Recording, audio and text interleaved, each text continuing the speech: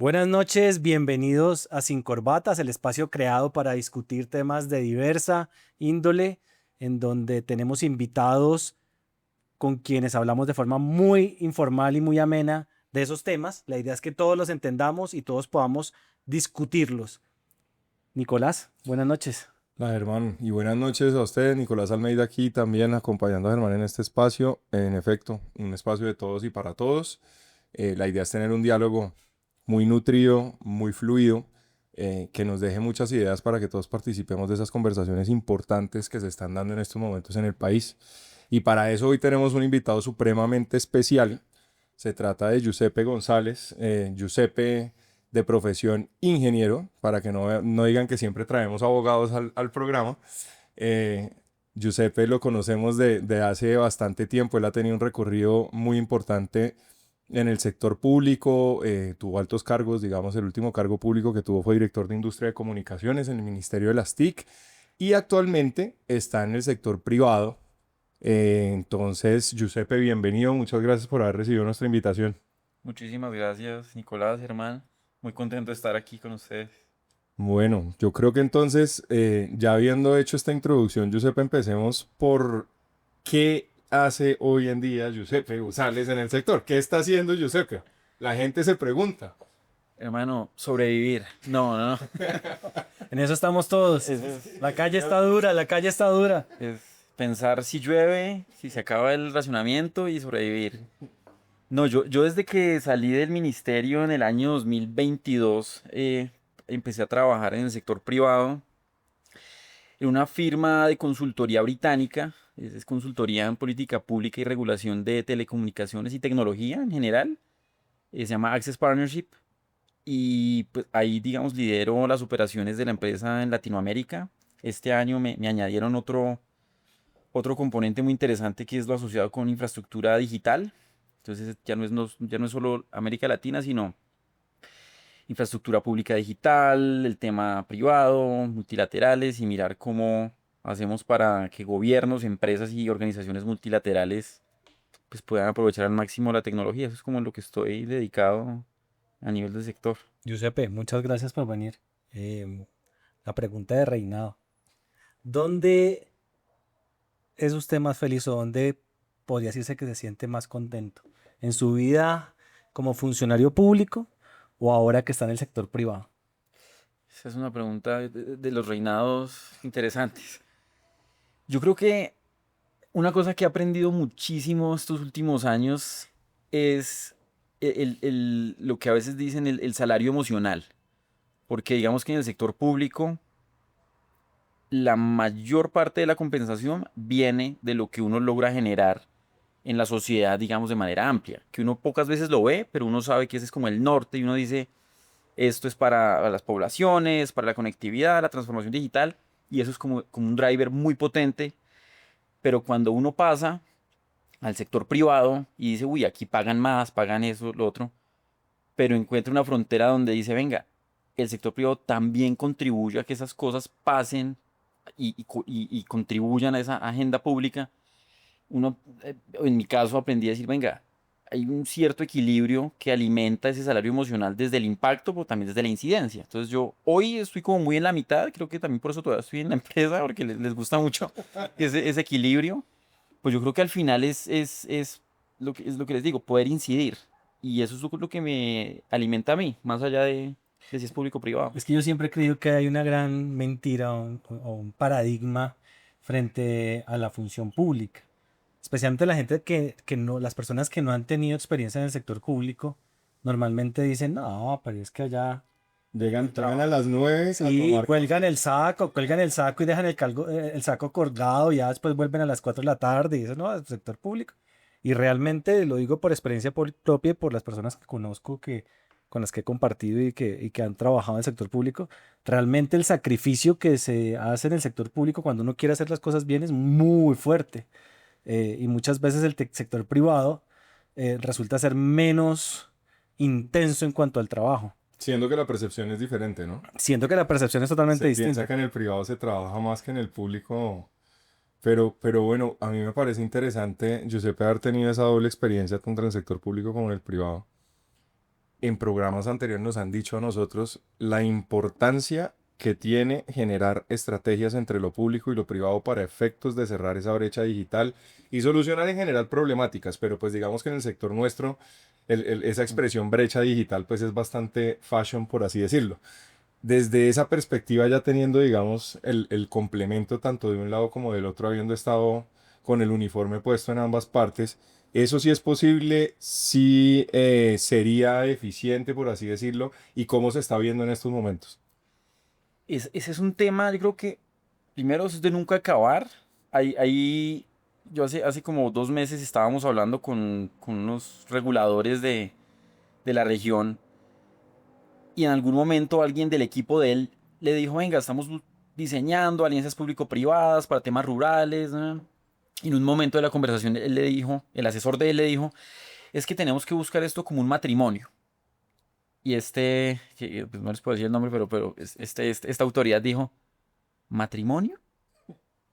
Lo último que yo quiero saber en la vida ahorita es de matrimonios. Me acabo de divorciar. A mí no me diga de matrimonios. ¿Cómo así? Sí, no, no era lo mejor. Claro, entonces él decía, no, el matrimonio entre lo público y lo privado. Él dijo, hermano, cambie esa retórica porque ese no es un ejemplo virtuoso frente a lo que estamos buscando. Entonces, fue muy, digamos, muy circunstancial, pero en la práctica yo creo que, como en los matrimonios y digamos en la vida, hay fuerzas superiores, hay dinámicas superiores, la dinámica de la innovación, la dinámica del mercado, y ahí es donde uno dice, venga, el sector privado en las telecomunicaciones, en la mayoría de países, que es un sector liberalizado, la implementación real de las soluciones y la conectividad depende de la operatividad privada, más allá de las intenciones que tenga el sector público. Entonces hay un punto donde eso va a superar el discurso, va a superar las intenciones, en donde se deberían ubicar las autoridades, es decir, venga, yo cómo puedo jugar ese juego de una manera en que por lo menos nos llevemos bien. Puede que no nos casemos, listo, pero llevémonos De ahí surgió el concepto de poliamor regulatorio. Oiga, me parece interesante esa posición, porque de verdad que, o sea, lograr ese match no siempre es sencillo, o sea, eso es bastante, bastante complejo. Y hablando de complejidades, teniendo en cuenta, digamos, ese estudio juicioso que usted hace en el día a día, ¿no? En su trabajo de cómo está el tema en la región y toda la cuestión. ¿El panorama sí es tan gris o tan negro como lo están pintando los operadores? ¿O vemos una luz al final del túnel? no, Dios mío, aquí empezamos con, digamos, con la polémica. No, yo creo que es un panorama absolutamente favorable. Yo, yo siempre, incluso en la literatura, si uno mira, siempre desde ciertos sectores o ciertos agentes privados, siempre hay una solicitud, digamos, de flexibilidad regulatoria o venga, ayúdeme con esto, lo otro, porque es que eso me afecta. Y es natural y es legítimo, pero que sus reclamos reflejen 100% que no haya una oportunidad de mercado relevante o importante, para no confundir términos, o que el sector no tenga un futuro, por lo menos en Colombia o en la región, favorable, yo creo que es muy, muy distinto. Y hay evidencias muy concretas. Yo hace poquito también lo hablaba cuando nos preguntaban sobre el tema de Millicom y Telefónica aquí en Colombia. Yo le explicaba a la persona con la que hablaba y le decía, mira, los negociadores de Millicom en el mundo son de los más sofisticados que hay en temas de tecnología y telecomunicaciones, particularmente en telecomunicaciones. Ellos no van a decir, venga, metámosle 600 millones de dólares para comprar la operación de una empresa en Colombia porque no tenemos nada mejor que hacer o porque el negocio está ahí y no, y es que el ARPO y es que todo lo que uno escucha en medios y que es que el espectro. Hay un negocio absolutamente importante, valioso, de largo plazo y una de las pruebas ácidas que uno puede hacer es, imagínense apagar la conectividad 10 minutos en el país, un día. ¿Qué va a pasar? Se cae todo. Mantener cada segundo el país funcionando hoy depende justamente de ellos. Y es un negocio. Entonces yo creo que es un tema más de establecer un equilibrio entre las perspectivas, los reclamos. Yo creo que la industria son súper justos en algunas cosas. Pero yo también desde el positivismo creo que el sector tiene un futuro retador, sí, pero bastante alentador. Pero, Giuseppe, una pregunta desde su posición actual, digamos, profesional. Y es, cuando hablamos del sector y que hay una visión positiva de su parte, es que simplemente estén los tres o los cuatro operadores que hoy existen, o los dos que pueden quedar con los movimientos que están ocurriendo, además con las teorías de que con dos operadores un mercado funciona, que no las comparto, pero que la dice. Eh, Cuando usted está mirando desde afuera a Colombia, ¿ese es el mercado del que estamos hablando? ¿O usted cree que en Colombia pueden haber otro tipo de mercados que se pueden propiciar y su positivismo también va hacia allá, a que hay nuevos mercados que se pueden explorar? Esa es una pregunta muy, muy buena, Germán, porque es que el sector y la composición, digamos, a nivel de mercado del sector hace 15 años era muy distinta a la que le tenemos hoy. ¿Por qué? Porque la mayor concentración de valor hace 15 años estaba un 80-70% en la prestación de los servicios de telecomunicaciones puros. La gente accedía a telecomunicaciones y, digamos, la repartición de esa torta quedaba en aproximadamente un 80% en operadores de telecomunicaciones. Y así fuimos por un tiempo, conforme la digitalización avanzó y conforme se creó como mayor sofisticación en las sociedades como resultado de eso, aparecieron muchísimo más recursos, pero también otros agentes. Aparecen las plataformas, los agregadores de valor, el nombre que le queramos poner. Entonces, si uno se va a los números fríos en Colombia, uno dice, venga, ¿cuánta plata estaba moviendo el sector TIC hace 15 años? Listo. Como porcentaje del Producto Interno Bruto, ¿cuánto era el sector TIC? Esto. Y uno ve la tendencia y es que sí, que de crecimiento constante. Y hoy uno mira la torta y uno dice, venga, hay una parte de valor, de dinero que se mueve en telecomunicaciones. Perfecto. Hay otra parte que están moviendo los generadores de contenido. Y un ejemplo muy sencillo es cualquier persona en la audiencia puede decir, para que esto sea como de fácil comprensión, decía, venga, La hace, tía hace A la tía Zoraida. la famosa tía Zoraida, un saludo a la tía Zoraida, que nos está viendo probablemente por internet y este tipo de dinámicas Ya nuevas. está pegada, ya está pegada. Claro, uno dice, venga, hace 15 años uno tenía en su suscripción, digamos, de persona, el celular, minutos, la televisión por cable y listo. Hoy uno tiene el celular y lo da por descontado que tiene el internet móvil, el internet fijo.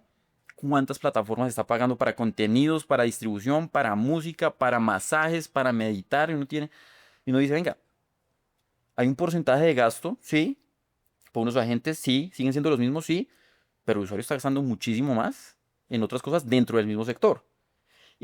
Por eso les digo que esto es muy positivo en el sentido de que el futuro y con todos los nuevos desarrollos, nuevas tecnologías, inteligencia artificial, tecnologías inmersivas y mil cosas que van a venir, pues esto va a seguir creciendo, porque al final, lo que les decía anteriormente, estas son dinámicas difíciles de controlar. Esto es superior a las intenciones que tenga la política pública. Simplemente así está avanzando la sociedad y no solo en Colombia, en el mundo. Pero, qué pena, es que se me pasa Hágale, esto. hágale, hágale. Es que, pero viendo a Colombia, ¿hay un prospecto de crecimiento en esos negocios? O sea, es decir, cuando uno ve que hay una explosión, por ejemplo, usted que toca el tema de los creadores de contenido, entonces uno ve aquí un montón de youtubers, instagramers, etcétera. Eso, Nosotros, nosotros, etcétera. No quiero hablar de los famosos en Colombia, pero eso genera algún tipo de, no sé, rédito para el país, crecimiento en algún sentido. Sé que hay un proyecto de ley donde quieren imponerle impuestos a los creadores de contenido, pero cuando usted ve a Colombia como un prospecto de negocio, aparte del sector telcos tradicional, ¿sí se ve a Colombia así? Claro, y les puedo decir eso con algunos elementos sencillos. El primero es, en América Latina como mercado, Colombia, a pesar de cualquier circunstancia, digamos, geopolítica, política, que esas cosas al final son circunstanciales, siempre Colombia es uno de los 5 mercados en los cuales todas las empresas de tecnología de Silicon Valley, Europa, incluso de Asia, siempre lo están mirando, siempre lo están buscando. No tenía ni idea. Eso, y hay ejemplos, uno dice, venga, pensemos, plataformas de movilidad, listo. ¿Cuántas plataformas de movilidad están operando hoy en Bogotá? Es un número altísimo. Y es una economía basada en ese tipo de modelos de negocio. Uno dice, venga, y no sé, las de hospedaje tipo Airbnb, todas están acá. Por otro lado, uno dice, venga, en temas de generación de contenido, nosotros hicimos un estudio para algunas de estas plataformas. En algún momento descubrimos el año pasado, decimos, venga, la concepción del e-commerce y los marketplaces, en algún momento se asumía el e-commerce y el marketplace basado en páginas web. Dice, usted está, no sé, en Mercado Libre o en Amazon, páginas, digamos, muy establecidas, y descubrimos que el e-commerce y el marketplace más grande ahorita en Colombia, Instagram, Facebook y WhatsApp. Ahí se está moviendo y uno habla con un emprendedor ahorita, incluso conocidos míos, y uno dice, venga, usted vende café, camisetas, usted hace manualidades, lo que sea, ¿dónde las vende? No, mi página de Instagram, cobro por Nequi, me comunico por WhatsApp, chao. Entonces, esa contribución a la economía es real, es muy amplia. Y cierro con un tercer ejemplo, y es en este tema de los generadores de contenido y la economía detrás de la generación de contenido, lo que esta gente está moviendo en términos de diversidad de contenido, no solo, digamos, YouTube y este tipo de plataformas, sino las plataformas con un tono un poco más de adultos, eso mueve una cantidad de dinero bastante interesante ¿De para eso el no tiene país. ejemplos, Yusuf? A esta hora no, pero ¿Cuáles son? Nicolás ahorita nos da unos ejemplos de eso. Lo vi muy pro, señor. Hombre, pero por favor. No, vea que yo ahorita le iba a preguntar era una cosa, Yusuf, y es, ya que dio el papayazo porque empezó a hablar de esas dos industrias, no digo esa en particular, sino el tema de generación de contenidos, ¿qué opina usted de ese debate del fair share? Mire, esa es me encanta este espacio.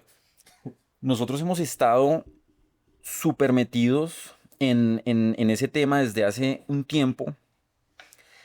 Y para no extendernos, porque eso no tiene fin, técnicamente hay argumentos que yo creo que son muy claros del lado de las plataformas. Y es decir, venga, ¿usted cómo me va a decir a mí que yo soy un gran generador de tráfico?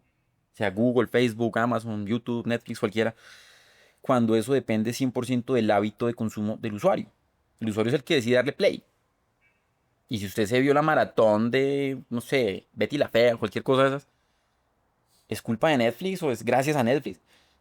El usuario es el que determina qué tráfico genera y bajo qué circunstancias, o si es una videollamada, o Teams, lo que sea. Entonces, eso técnicamente es demostrable. Como también es demostrable que quien está pagando por poder precisamente acceder a ese contenido y quien está pagando por ese tráfico es el usuario. Usted como usuario dice, venga, contraté fibra óptica para mi casa. Listo. Y en el contrato que usted tiene con la empresa telco que sea, usted dice, venga, ¿yo qué necesito hacer? Que me garantice la prestación de un servicio de internet. Listo. Lo que yo haga en internet, bueno, depende del usuario, por eso es gobernanza de internet pura. Ya uno decir, venga, no, es que ustedes están, lo que les decía ahorita, es que estas plataformas están generando mucho dinero y no contribuyen, eso es una discusión que se empieza a mover más allá de lo técnico y hacia otro tipo de circunstancias. Yo creo que algunos de los reclamos que hacen los telco en cuanto a la, no sé si sostenibilidad, pero al modelo de distribución de los recursos y a la manera en que los países están gestionando algunas de las cargas, yo creo que eso es legítimo. Y si hay que revisar los fondos de servicio universal, las contribuciones, eso porque eso quizás hay que revisarlo. Pero no estoy muy convencido de que sea debido a las plataformas digitales o al contenido o al comportamiento de los usuarios, porque al final esto es resultado de la digitalización. Tanto que le decimos a la gente, metas a internet a hacer cosas. Y ahora es como, no, venga, No, pero usted, o sea, finalmente usted dice, hombre, usted le está ofreciendo un servicio al usuario y el usuario a usted le está pagando por ese servicio. Entonces, más allá de que el usuario le dé por estar pegado todo el berraco día a su conexión de internet, que lo puede hacer porque para eso está pagando. Entonces, ¿será que ellos están entonces infradimensionando la capacidad de las redes? pues mire, nosotros analizamos el año pasado datos de tráfico de varias redes en la región y le digo, ni siquiera en pandemia. En Colombia, ni siquiera durante la pandemia que tuvimos unos picos tremendos de tráfico, las redes tuvieron como una caída que usted dijera, venga, es que realmente no dan, porque uno, técnicamente quienes más están cursando tráfico lo están haciendo sobre las redes de tecnología más avanzada. Fibra óptica o los híbridos HFC, que es el híbrido de fibra y cobre, entonces, y eso aguanta una capacidad tremenda. Los que estaban haciéndolo en redes móviles, la mayoría lo iban a hacer en 4G y eso, digamos, les daba hasta cierto punto. Entonces, no es necesariamente un problema de capacidad de las redes. Yo creo, y esa es donde de pronto hay más controversia, es el sector se está transformando, esa torta que les mencioné ahorita, pues hay otros agentes que con otro tipo de dinámicas están obteniendo valor y recursos del usuario, el usuario que dice yo voy a pagar más por mis suscripciones que por mi internet mensual. Ese es lo que está generando este tipo de fricciones. Es que aquí iba y diciendo una frase típica de un gran amigo que ojalá nos esté viendo también, siendo un poco mal hablado. ¿No será que es que en vez de perder plata, es que ya no están ganando lo mismo que antes, pero siguen ganando? ¿No? ¿O definitivamente la dinámica va por otro lado?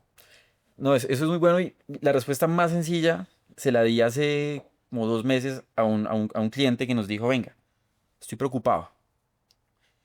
¿Es negocio o no es negocio el tema de las telecomunicaciones en estos países? Nosotros dijimos, venga, eso hay mil maneras de abordarlo, pero la más sencilla, la más como directa, coja los informes de resultados que dan las empresas a sus inversionistas, que ellos los tienen que dar el primer trimestre de cada año, ya, revíselo año a año, mire el EBITDA, el valor de capital.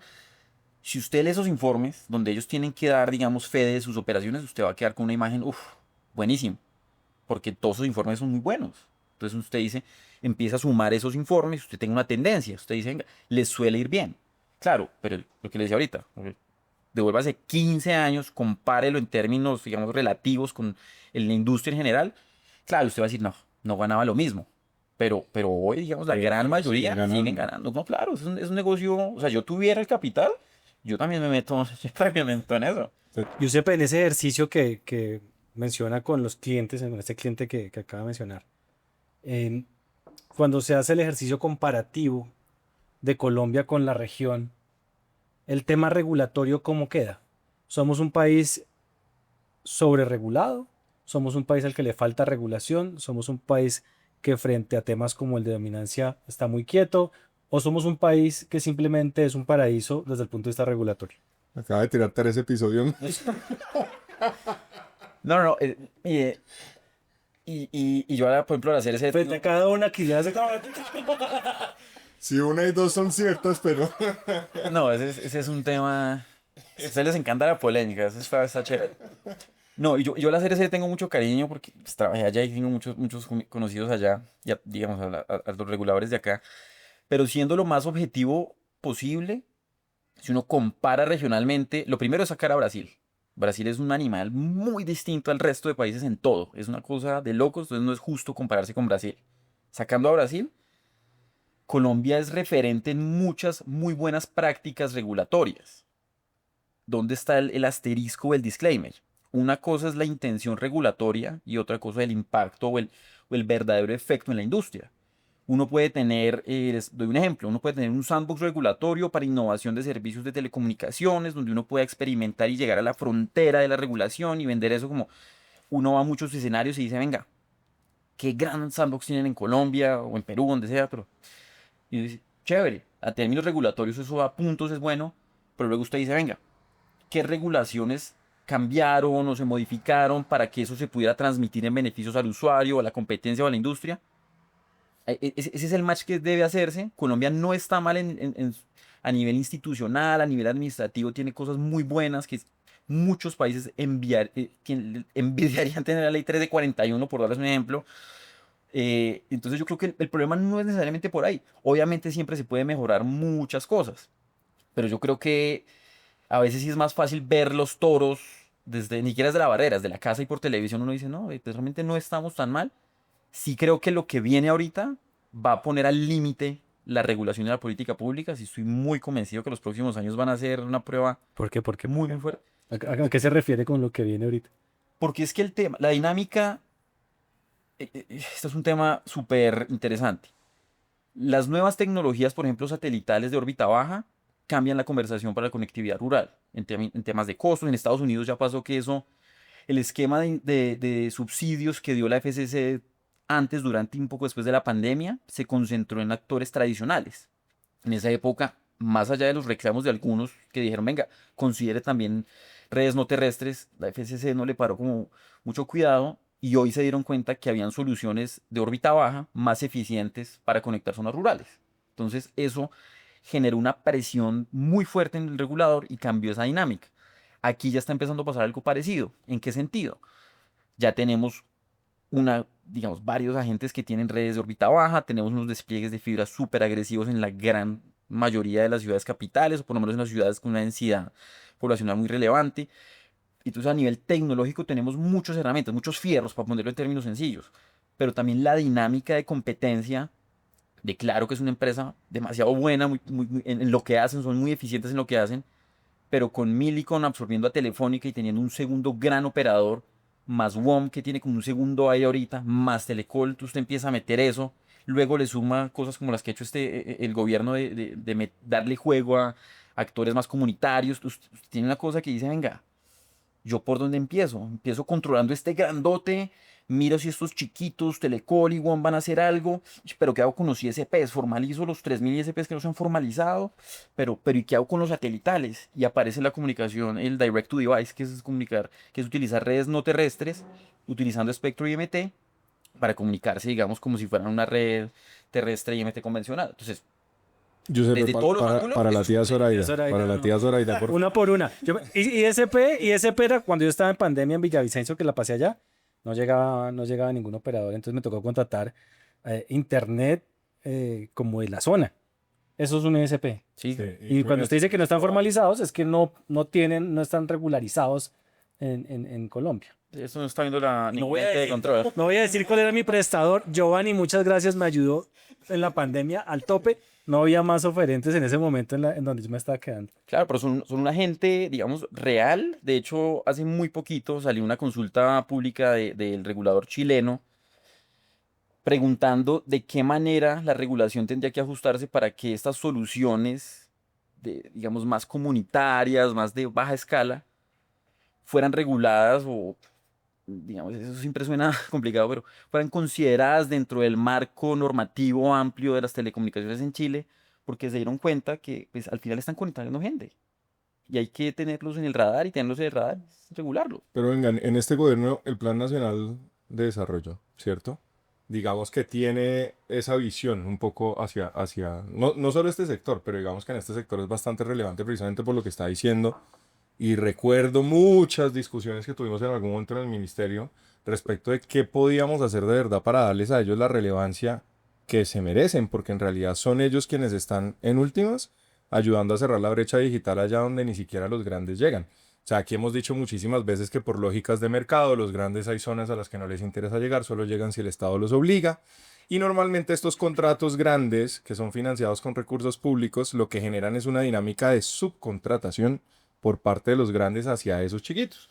Y los chiquitos siempre levantan la mano y dicen, venga, ¿y para nosotros cuándo? ¿Por qué no nos pueden sacar algo así? Y trataron de sacar el tema de asignación de espectro regional, que fue algo a lo que le hicieron mucho bombo en la administración, sobre todo de Liscano, que ya salió, pero que no se hizo, no se logró, porque evidentemente pues es un tema supremamente complejo, sobre todo por el marco normativo. ¿Cómo ve usted, y teniendo en cuenta esa experiencia de Chile a la que acaba de hacer referencia, que eso sí tenga alguna posibilidad de volverse realidad en Colombia? Yo creo, le voy a dar un ejemplo un poco salido de contexto, pero que puede contribuir y es, piense como en el fútbol. Y entonces usted dice, "Ah, tengo todos los equipos de fútbol y hay una categoría que en algún momento llamaban el pony fútbol. Entonces usted dice, uy, de todas las personas que quieren jugar fútbol, Donde salió James. está, Exacto. de ahí salió James, salió John Jair Durán, Quintero claro, entonces usted dice, hay grandes jugadores que van a Europa, a la Premier League, a jugar en el Arsenal porque son los más cracks, pero también hay otras personas que quieren jugar fútbol y no quieren ser profesionales, o bueno, son profesionales, pero lo mejor que pueden llegar a Colombia es jugar en Santa Fe, digamos. Pero hay otros que no van a ser profesionales y se quedan en los torneos del Olaya. Entonces, al final, la realidad es que usted tiene que buscar darle juego a todos ellos, hasta el pony fútbol, sabiendo que lo que genera el pony fútbol, lo que puede hacer, no es comparable con lo que generan otro tipo de actores más allá de que sea dentro del mismo mercado. Y eso es una falla que han tenido muchas autoridades porque, digamos, la gran mayoría de colombianos ya están conectados. Cobertura tienen de alguna red. Eso, digamos, técnicamente ya está. Que sean usuarios efectivos y que tengan conectividad significativa, realmente esa última parte que toca cerrar, más allá de que tengan juego o no, los actores comunitarios, pues eso no es como la opción más potente que va a tener un país. Es una opción adicional al nivel, digamos, de lo local que puedan hacer, pero uno no puede en Villavicencio decir, venga, la mitad de Villavicencio que no han conectado, que el amigo de Germán, ven, No, vaya y conecte. Él va a decir, Villavicencio está casi con él. No, tampoco es entonces, tan por pequeño. darle un ejemplo, Digamos, digamos, afuera, digamos. Es que Villavicencio es una urbe. yo estaba pensando precisamente en lo siguiente. Existe, ya que está hablando de regulación, un régimen de calidad de prestación del servicio. Es decir, hay unos mínimos, un estándar mínimo que es lo que se le debe asegurar a las personas. Llamemos ese mínimo dentro de su ejemplo el pony fútbol, ¿sí? Pero ¿será que ese pony fútbol sí se logra con esas juntas o con esas asociaciones a las que hace referencia, digamos, ese marco normativo? ¿O será que les falta un poquitico de ayuda para llegar al pony fútbol? me encanta el ejemplo. Mira, yo creo que el pony fútbol, no por ser pony fútbol, debe jugar en un terreno que no tenga las líneas bien pintadas, un balón que rebote y esté bien inflado y que tengan los arcos con sus redes y todo divinamente, como si fuera un fútbol, digamos, de otra categoría. Que sea pony fútbol no le quita que deba contar con condiciones mínimas para que sus usuarios lo puedan disfrutar a plenitud. Entonces yo creo que en estos asuntos, y como lo menciona Nicolás de manera muy acertada, yo creo que esa es parte de las cosas que se tienen que revisar con mucho cuidado y mucho detalle, porque no por decir, venga, usemos la solución comunitaria para conectar la parte más del Pacífico, del Chocó, porque pues como nadie quiere ir, pues, que allá comunitariamente lo hayan y vemos. Y para que eso funcione, pongamos una regulación súper flexible y que los niveles no sean 9.99, sino 95%, porque al final uno está diciendo, venga, pero es una especie de discriminación negativa frente a la calidad que debería contar el usuario, no desde la empresa, desde el usuario. Uno debería buscar que incluso ese usuario que está súper alejado tenga garantías mínimas de calidad. El balón bien inflado, la cancha, ahí empieza la conversación. Por eso le decía, ¿será que ellos son los que están llamados a cumplir con esas condiciones a todos? No, de pronto una partecita en las afueras de Villavicencio, otro en otra Cogieron de parte, parche a usted. donde puedan hacer. Tengo mis paisanos. Pero siguiendo con este tema de conectividad, ¿qué tan disruptivo? Porque le escuché ahorita usted hablar de eso. ¿Qué tan disruptivo cree usted que va a ser la tecnología satelital de órbita baja, es que se llama? ¿Y qué es? O sea, ya aquí. El D2I que estaba hablando ahorita. Claro, eso, Para la tía Soraya. ¿Y qué tan disruptivo va a ser? Es decir, la tía Zoraida va a poder mañana salir a comprar ese servicio y va a decir, uy, esto está buenísimo, ya mejor no contrato con los tradicionales, o es un tema que va a ser de mediano y largo plazo. vea, yo le tengo una buena noticia a Germán y a toda su audiencia, y a Nicolás y toda su audiencia, y a todos los que nos ven, y es que digamos, la revolución de la conectividad satelital en las redes de órbita baja, que para resumírselos es las tecnologías más modernas para radiocomunicaciones por satélite, por uno poder comunicarse utilizando satélites, eso ya es una realidad. Eso ya en Colombia en 2022 se actualizó integralmente el marco regulatorio, eso permitió, digamos, unas dinámicas de competencia distintas.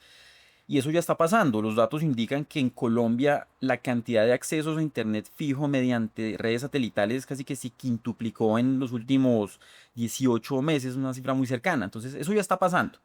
Técnicamente opera, hay varias empresas, varias redes que en el mundo ya están operando. Entonces, eso a nivel industria, a nivel usuario, ya está funcionando. Que en Colombia tengamos, no sé, 60.000 usuarios, sigue siendo un porcentaje marginal frente a la torta grande. ¿Qué tan revolucionario va a ser? Yo creo que hay que darle un poquito más de tiempo, pero la solución ya está. Y si alguna persona, y se lo responde de una manera muy sencilla, una red como la de Starlink ya cubre todo Colombia. En cualquier parte de Colombia, usted con un platico así de grande, usted lo compra, conecta a la electricidad, la antena, prende la aplicación, le dice apunte al espacio y listo, conectado. En 5 minutos. Internet banda ancha. Una Con latencia buena calidad. súper buena calidad, porque los de órbita baja, el boom que ellos tienen y la ventaja que ellos tienen, y por su nombre de cierta manera lo va a indicar, es los satélites tradicionales o geoestacionarios estaban muy lejos de la Tierra. Entonces ese viaje hacía que la latencia fuera malísima, que el servicio fuera complicado. Los de órbita baja están muchísimo más cerca de la Tierra, son constelaciones con muchísimos satélites que le están dando la vuelta todo el tiempo a la Tierra y ofrecen, también por los avances tecnológicos en temas de espectro, por ejemplo, ofrecen muy buenas velocidades con unas latencias absolutamente tolerables.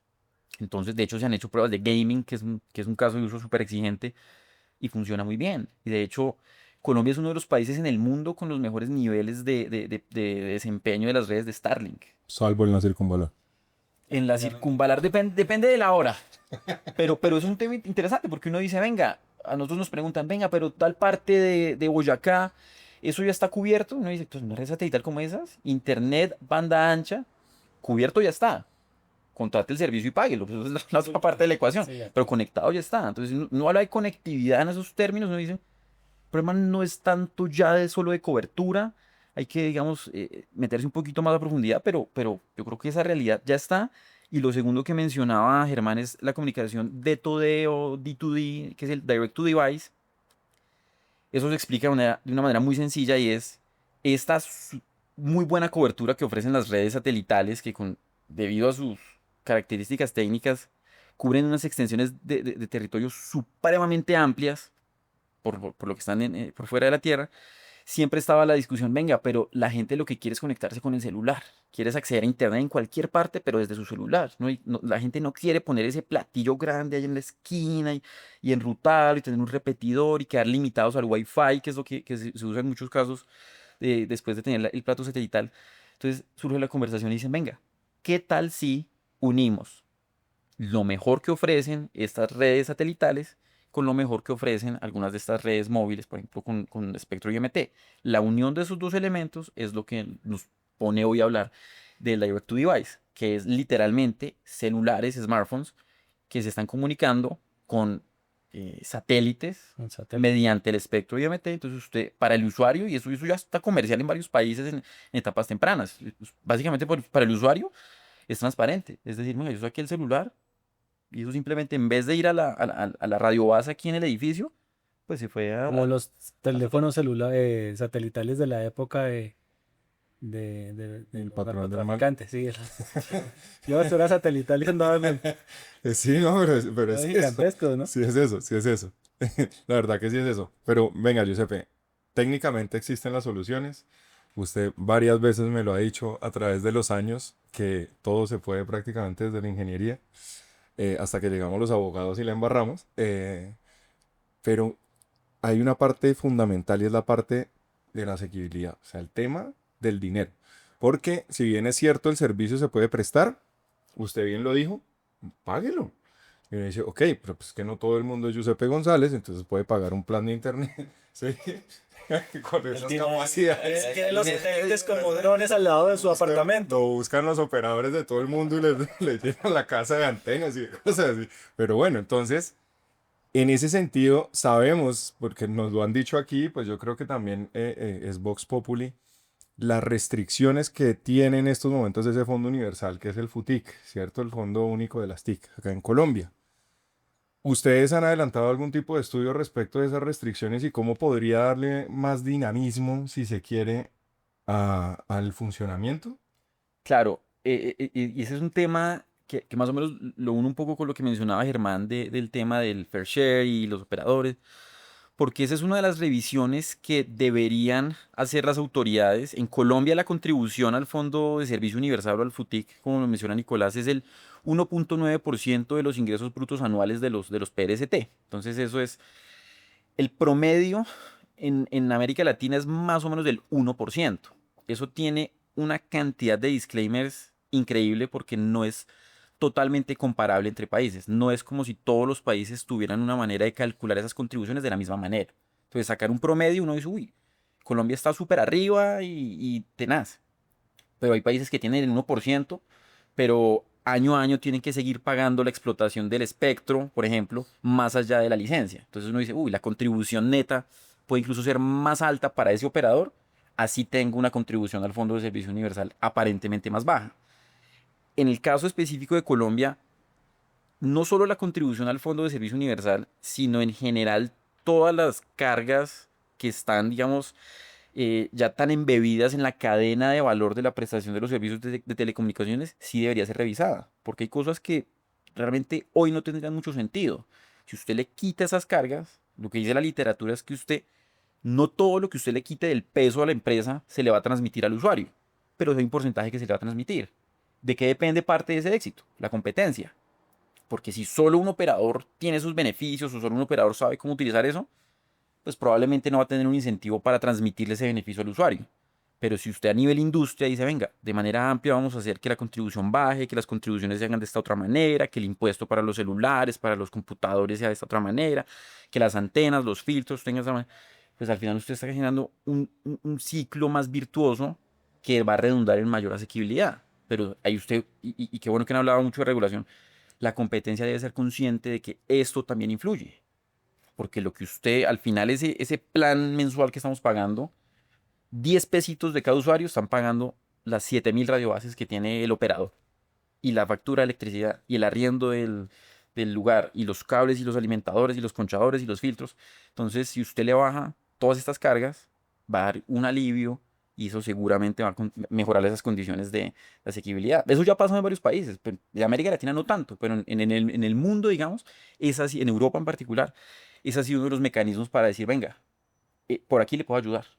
Entonces es un camino muy deseable. ¿Usted cómo la ve, Germán? No, si lo ves del lado del Estado, el Estado no va a soltar una vaquita lechera tan fácilmente, ¿me explico? Es decir, ese es un dinero que ya se entiende en el bolsillo. Entonces es muy difícil empezar a quitarle la nata a ese dinero. Yo lo veo así y creo que no se darían el lapo tan fácilmente, ¿no?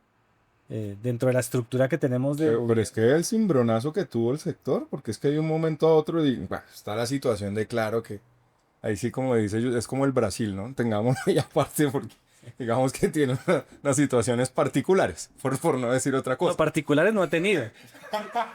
De particulares nos quedamos esperando 7 años. Yo le digo a Germán que se le olvida que él trabajó allá y No, en las RC. les da un palo como un perraco. Pero bueno, entonces, dejando eso de lado, la situación de los demás operadores siempre viene siendo como de crisis y como que los mensajes que dan hacia afuera son: estamos ahogados, estamos en una situación compleja.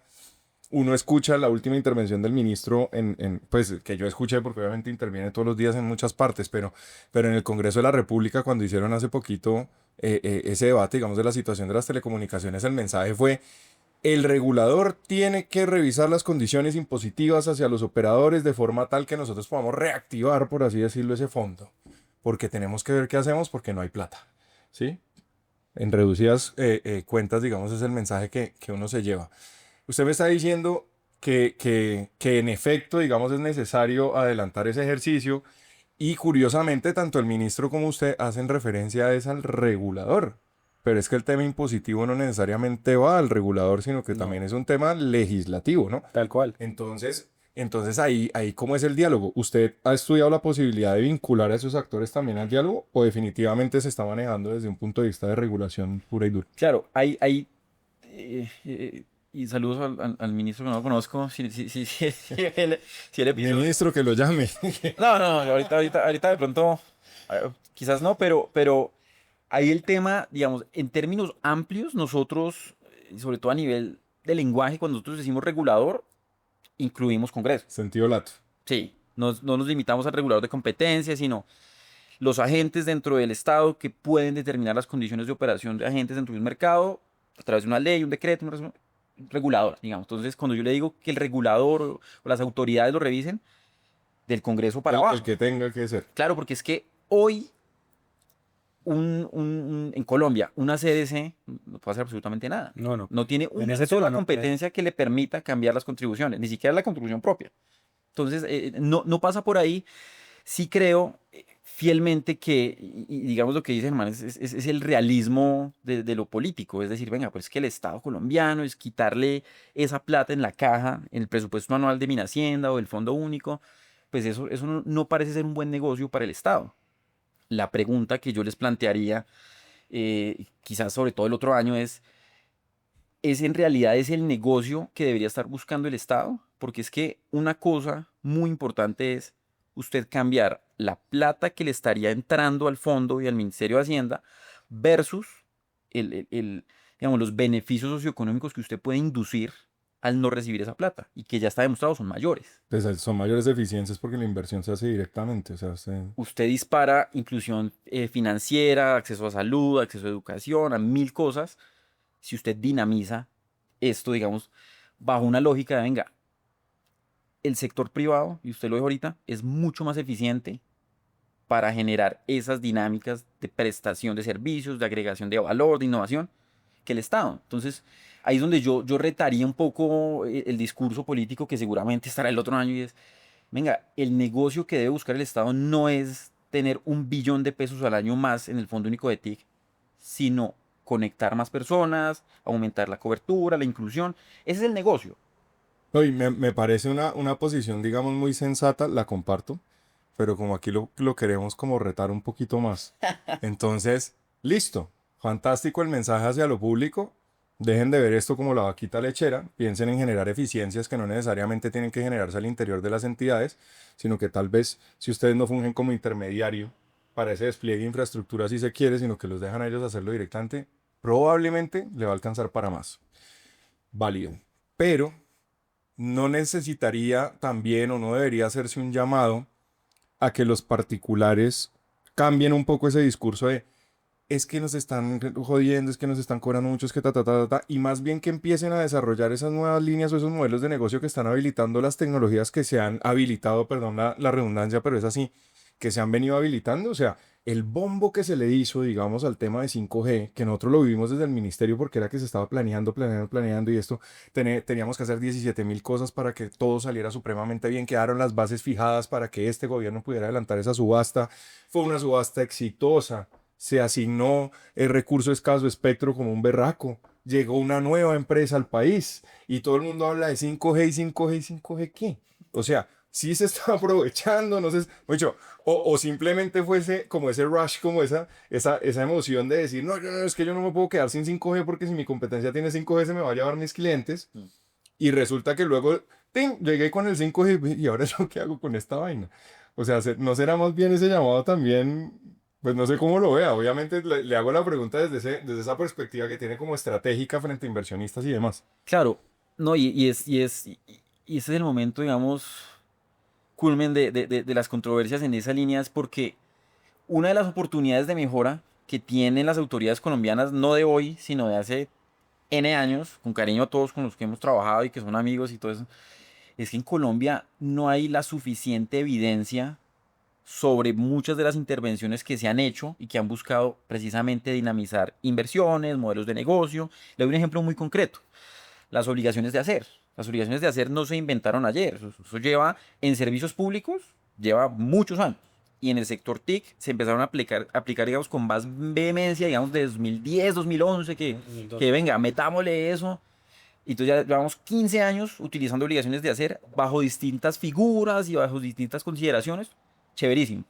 Eso busca, de cierta manera, evitar las intermediaciones, promover las eficiencias de inversión, certidumbre jurídica, maravilloso. Pero hoy uno se sienta, uno va al ministerio o a las autoridades colombianas y uno dice, venga, muéstreme dentro del ciclo completo de la política pública. Usted diseñó una cosa técnicamente interesante, chévere.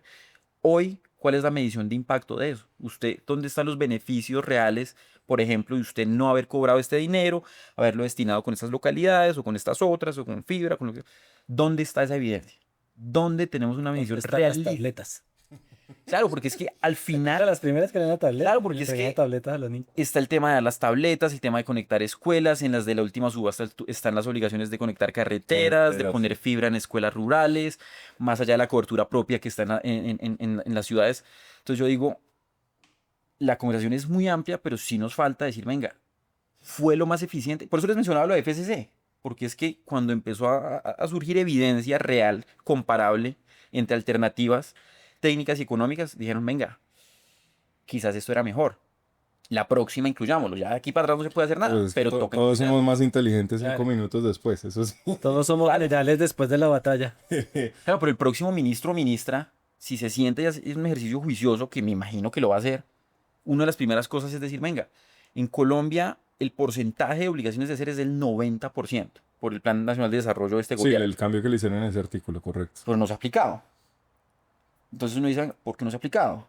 Y si de aquí a que llegue el ministro o ministra se aplicó, bueno, ¿cuál fue el trade-off? ¿Qué tanto nos benefició? ¿Eso realmente generó el impulso para los privados, para los operadores de telecomunicaciones que buscaba? ¿Sí o no? Y miremos al pasado con la evidencia y no solo con la reflexión de que suele ser, es que me gustó esto y no me gustó, como si fuera un menú. Y se copian las políticas en el diseño, pero en el ciclo completo, en la evidencia y el impacto, yo sí creo que falta un montón en muchos Sí, es aspectos. cierto. Pero volviendo al mismo tema de financiación, voy a hacer una pregunta súper de la calle, o sea, pero de la calle, y es de alguien que va a entender que las telecomunicaciones son todo, no solamente la infraestructura, fierros, no, sino todo. Alguien de la calle diría, bueno, ¿y por qué no ponen a pagar a Netflix? ¿Por qué no ponen a pagar a Uber? ¿Por qué no ponen a pagar a todos ellos? Si uno los ve ricachoncísimos en el mundo, los dueños de eso, ¿por qué no están pagando? No es mi postura, no es mi postura personal, pero sí he escuchado mucho eso en la calle, porque pareciera que como que extraen rentas, muchísimas, y no dejan dinero en los países. ¿Es así? ¿No es así? ¿Es una percepción de la gente en la calle? ¿Vale la pena pensar dentro de esa estructura de hablar con los reguladores si hay que imponerles y que paguen parte del fondo o eso es una locura? No, locura en el contexto regulatorio, no sé si tristemente, pero creo que ya a estas alturas yo creo que casi ninguna cosa es locura. Yo he visto una cantidad de cosas que uno dice, quizás no parece tan razonable, pero no me animo a decirle locura. Esa es una conversación, yo creo que tiene varias, varios matices. Yo creo que revisar la manera en que están operando las plataformas digitales en general sí debe ser revisado, porque ya estamos en un momento donde el contenido que circula, las dinámicas, por ejemplo, en la publicidad, el acceso por parte de menores de edad, el tema de la desinformación, la libertad de expresión, hay muchas cosas que están aconteciendo ahí y no podemos seguir ignorándolo bajo la Perdón, premisa. interrumpo, eso es a lo que usted se refería hace un rato, gobernanzas en Internet, ¿es eso que acaba de mencionar? La gobernanza de Internet busca meterse ahí, pero la gobernanza siempre o suele detenerse cuando dicen, venga, pues que el Internet libre y abierta, una vez usted entra a Internet, miremos para otro lado.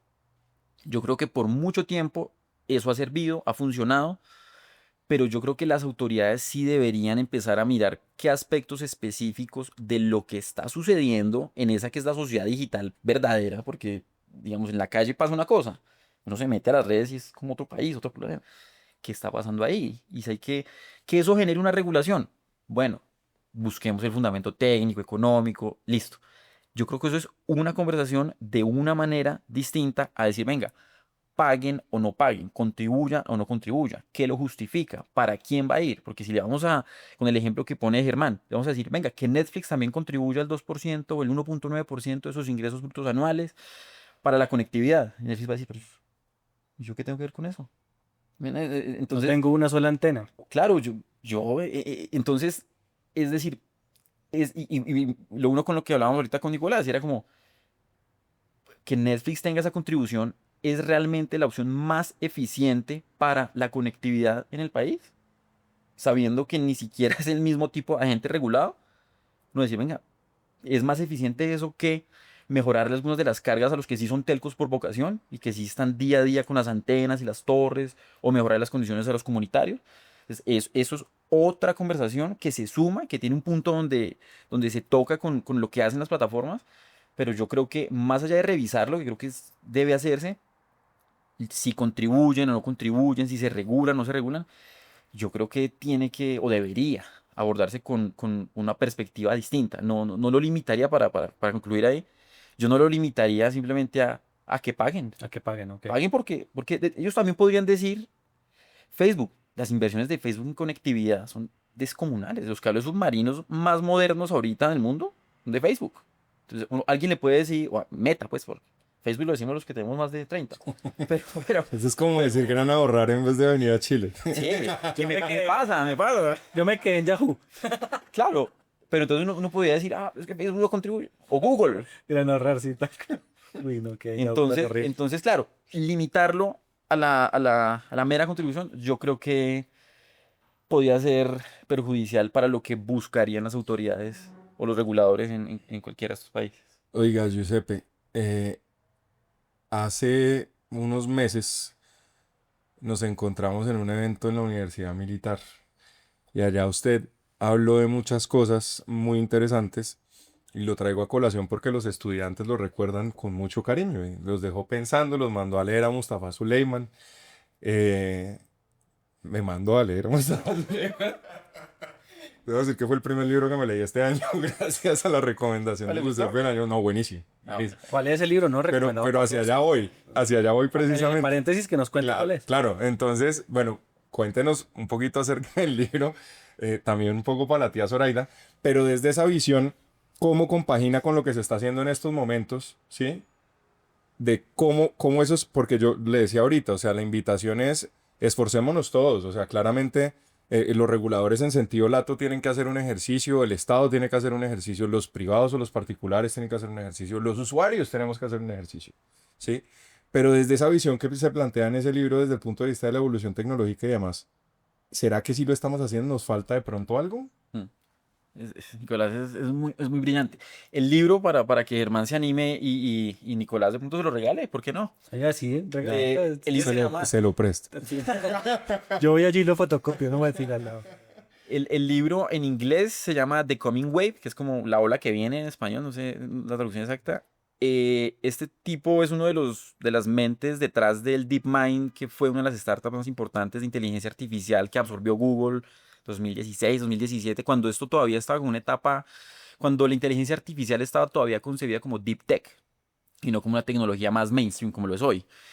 Y él brevemente, para tía Soraya y para mis tías también, que seguramente les voy a mandar esto cuando salga, él básicamente plantea que el futuro o la siguiente ola de transformación tecnológica en el mundo va a estar marcada por dos grandes hitos. El primero, la manera en que la inteligencia artificial evoluciona a un punto de que ya no sea lo que tenemos hoy, que es los LLMs o que son modelos casi que inducidos de inteligencia artificial, sino cuando la inteligencia artificial se vuelve como más espontánea, más natural, más general. Les dice, cuando ya la inteligencia artificial llegue a ese punto y se una con el segundo elemento que es la interacción con los biomateriales o con las dinámicas más biológicas, el mundo va a cambiar.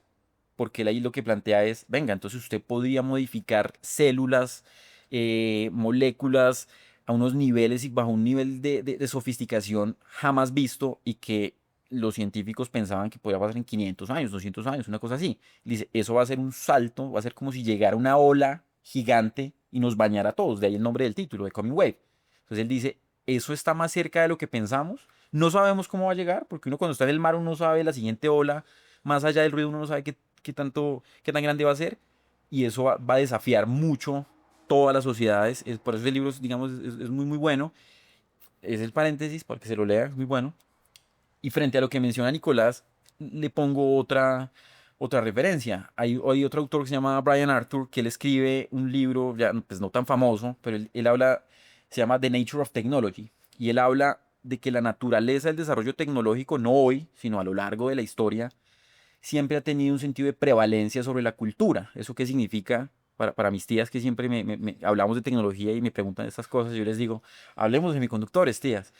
Yo les digo, mire, en últimas, eso significa que cuando hay una tecnología digital o analógica que es lo suficientemente buena para las personas, empiezan a incidir en las personas y las personas empiezan a incidir en las sociedades. Y hay un punto donde por más que uno intente, no puede detener el crecimiento y la difusión de la tecnología. Y eso pasó, una tecnología que la gente dice, el fuego es una tecnología inducida hace miles de años por las personas, por los humanos. Y de ahí nunca lo pudieron echar para atrás, con las figuras geométricas, las poleas. Y eso va a pasar no solo con la inteligencia artificial, esto que viene, ha pasado con todo el desarrollo tecnológico. Entonces, el comportamiento del usuario, y eso tiene unas discusiones hasta teológicas, hasta un punto es, hasta qué punto la persona puede decidir qué tanta tecnología quiere absorber o no, qué tanta tecnología quiere usar o no, cuando al final la tecnología va a seguir derecho. Usted puede decir, y nos devolvemos a comienzos del siglo pasado, aparecieron los vehículos con motor por combustión. La gente decía, eso es horrible, eso es feo, eso no es-". Hermano, usted puede que no le guste, Pero va. O los celulares, que a mi abuelito nunca pudo usar un smartphone, a él no le gustaban los celulares y si murió y descanse en paz mi abuelito. Y a mí no me gusta eso. Y yo le decía, listo. Pero la sociedad siguió, la tecnología siguió. Y así va a ser con absolutamente todo. Otro ejemplo de tecnología, las vacunas.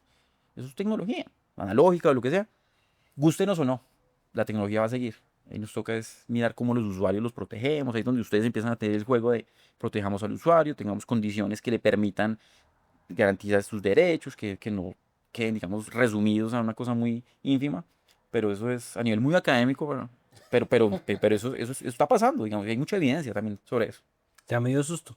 Porque es que, pues claro, porque el de los temas más avanzados en tema en protección de usuarios es la economía del comportamiento y todos los estudios que se han hecho sobre los impulsos para los usuarios Es para que noches. tomen decisiones.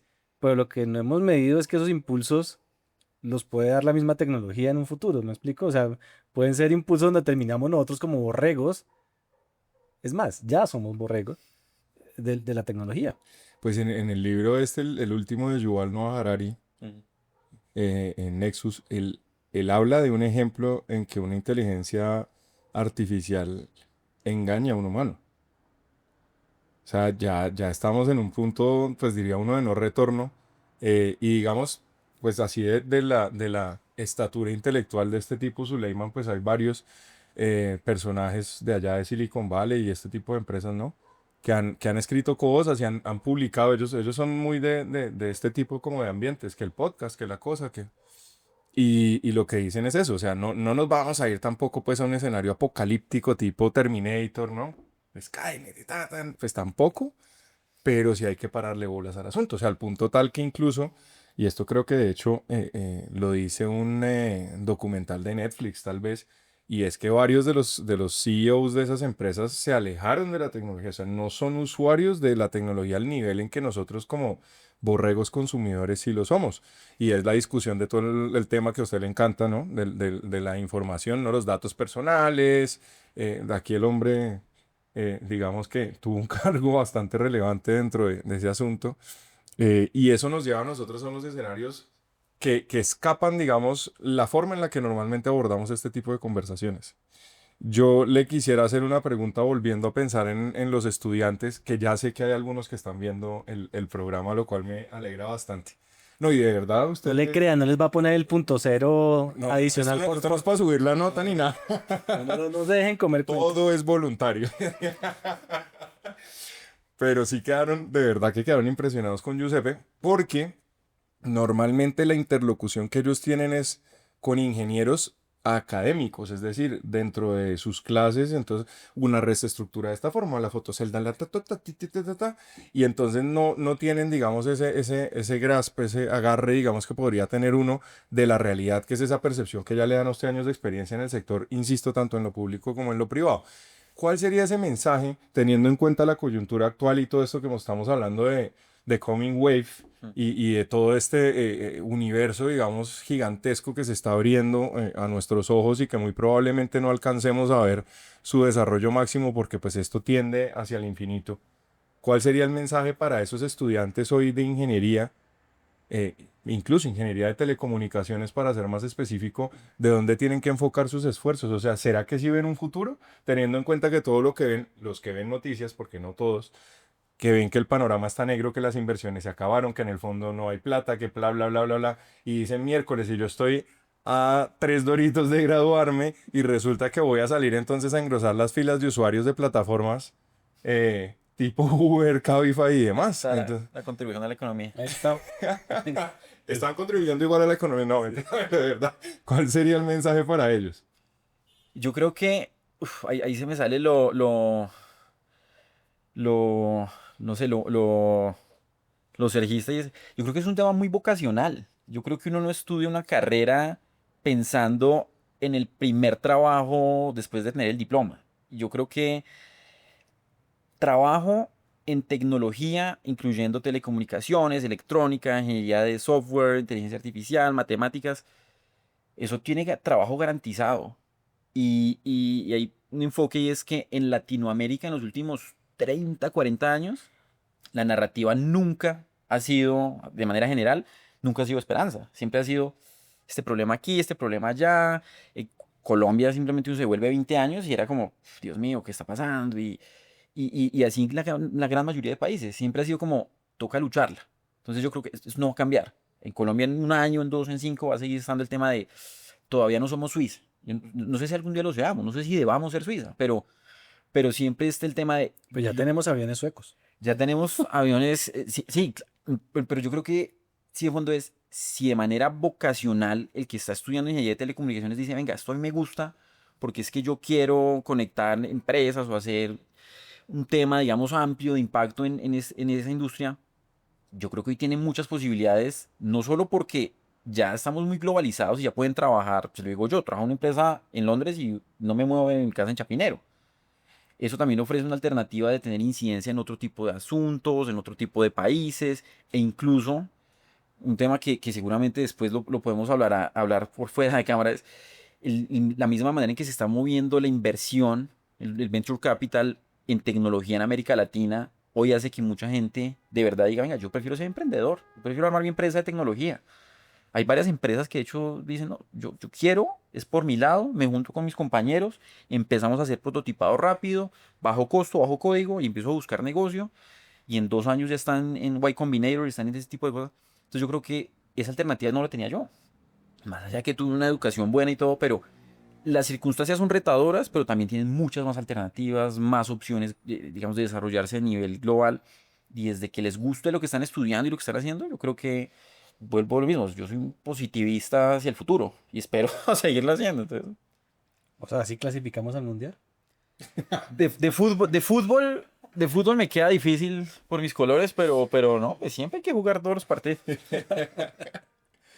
Hombre, pues Giuseppe, la verdad, como siempre, hablar con usted es supremamente agradable. Muchísimas, muchísimas gracias por habernos acompañado en este espacio. Ojalá se repita porque por supuesto que quedan muchos temas en el tintero. Pero de nuevo, mil y mil gracias por estar acá. No, Giuseppe, muchas gracias. hermano, muy, muy chévere, muy agradable. Gracias a usted por venir.